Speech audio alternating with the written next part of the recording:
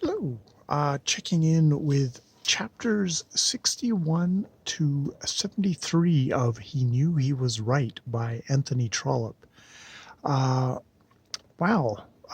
We start off with a bang in chapter 61 because Louis Trevelyan commissions and has his infant son kidnapped from his estranged wife, Emily. Yeah, it's they're basically they've kind of outstayed their welcome yet again at the outhouse residence, and they're going to go to a hotel. But through some machinations, they stop at what they think is the hotel. They hand out the boy to what they think is a servant. And when they get out, they find nope, they're at an abandoned hotel, and the guy has taken off with the child. And it was agents commissioned by Louis Trevelyan to snatch his son. Um, he's really kind of taken that step. And, she's completely, Emily is, is screaming, is sobbing over this. And pretty quickly it becomes apparent that legally he's within his rights. It's one of these things of, you know, um, he's the father, and this is a Victorian society where women have dick all rights, and he's taken him, and he takes him out to the countryside, and finally, she is able to visit, but he's still making his demands. Says like you have to acknowledge that you've sinned, and she won't do it. And he gets a visit from General Major, whatever, Marmaduke, the Lord Marmaduke. I'm going to go with her father, who has showed up. Who, he was quite inclined to just want to throttle the guy, but when he actually goes to see Trevelyan, it's actually kind of the first time I've seen like, oh, he's really is a pathetic, ruined man at this point.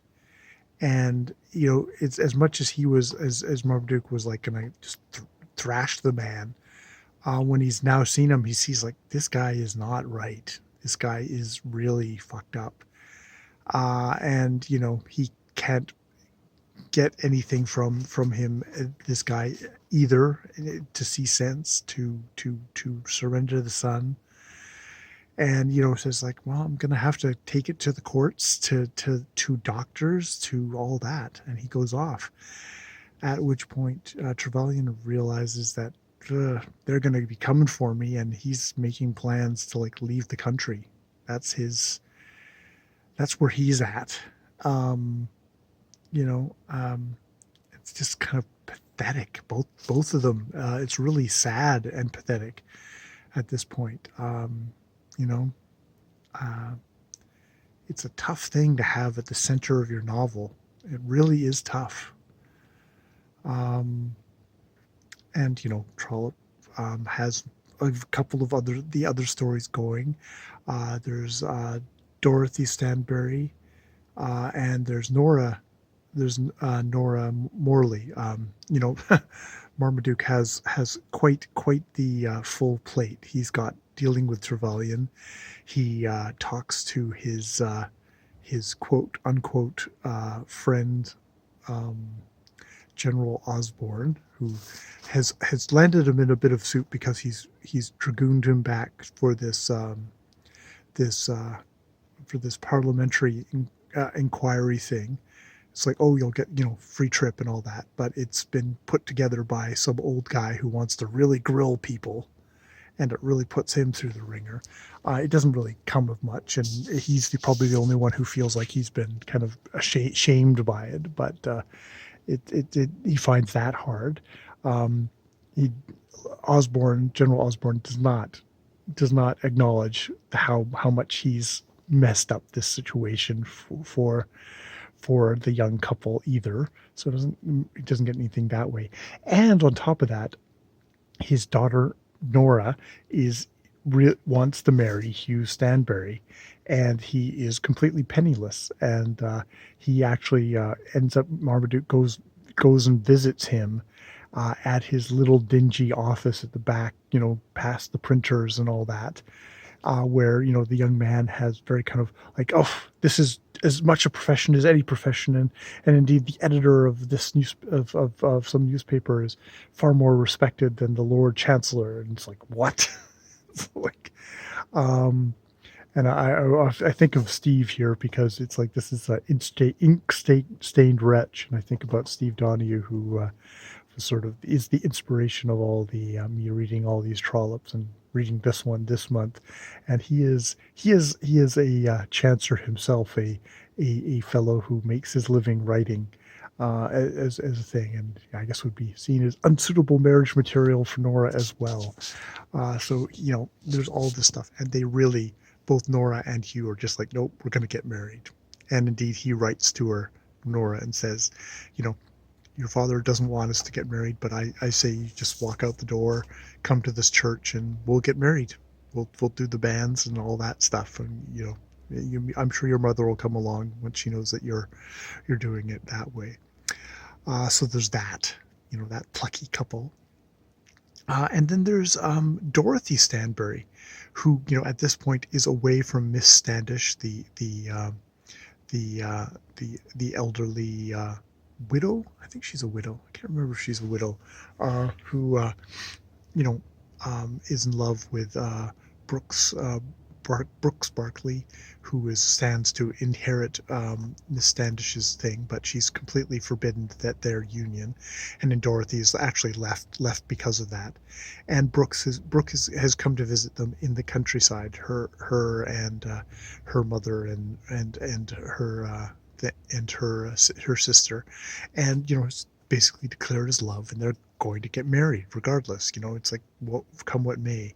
But at the same time, Miss Standish, who is so controlling and so kind of like, she's got all her opinions and will completely chop people off, she really loves her niece Dorothy, and sends Martha, the wonderful dry wit servant, who really just sort of kind of tells the old lady where it's at, which is sort of really kind of gives you a hint of maybe Miss Standish isn't all that bad. She's got someone like Martha beside her.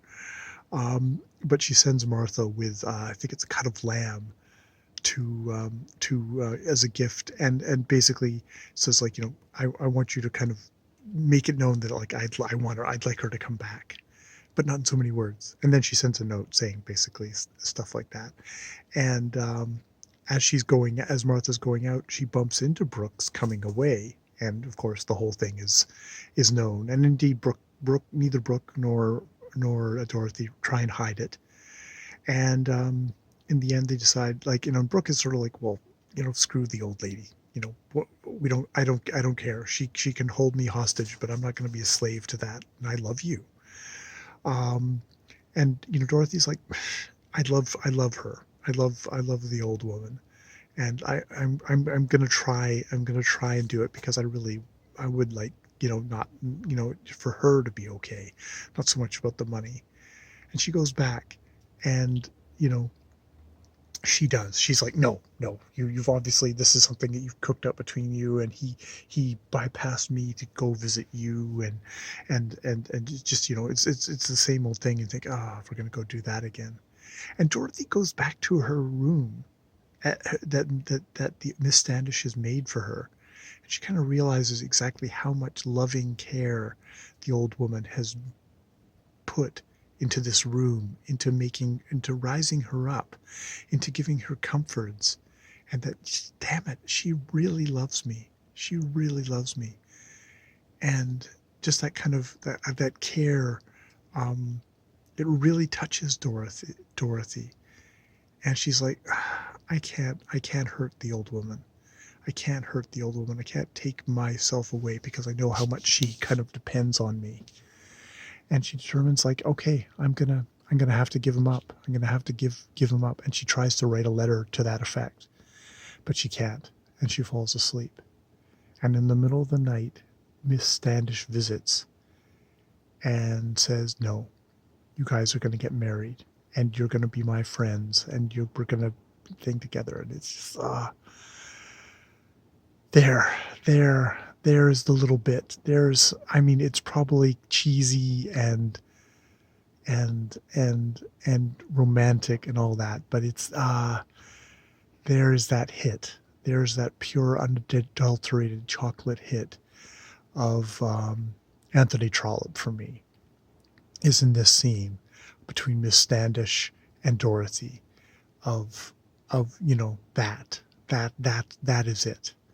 And them coming together, and indeed that she and Brooke are going to get married, and they are going to be with this old widow, and kind of a little bit of a joy and kind of companionship and love.